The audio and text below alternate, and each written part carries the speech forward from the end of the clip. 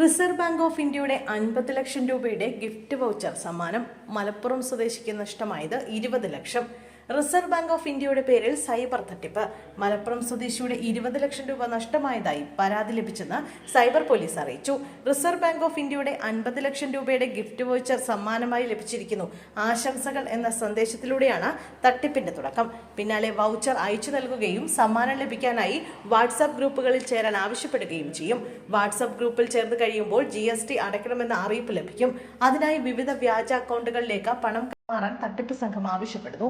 തുടർന്ന് കൂടുതൽ പണം പല കാരണങ്ങൾ പറഞ്ഞ് കൈവശപ്പെടുത്തുന്നു.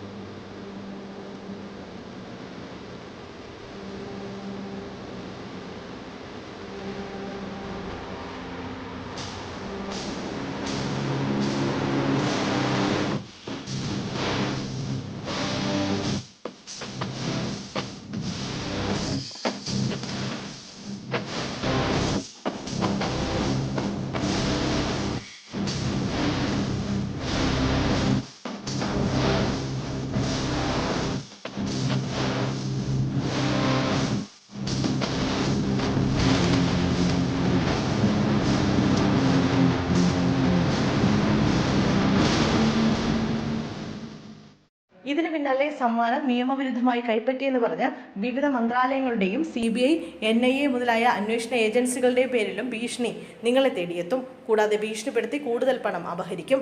സമ്മാനങ്ങളുടെ പേരിലുള്ള വ്യാജ സന്ദേശങ്ങൾ വിശ്വസിക്കരുതെന്നും മുൻകൂറായി സമ്മാനങ്ങൾക്ക് നികുതി അടയ്ക്കേണ്ട ആവശ്യമില്ലെന്നും പോലീസ് മുന്നറിയിപ്പിൽ പറയുന്നു.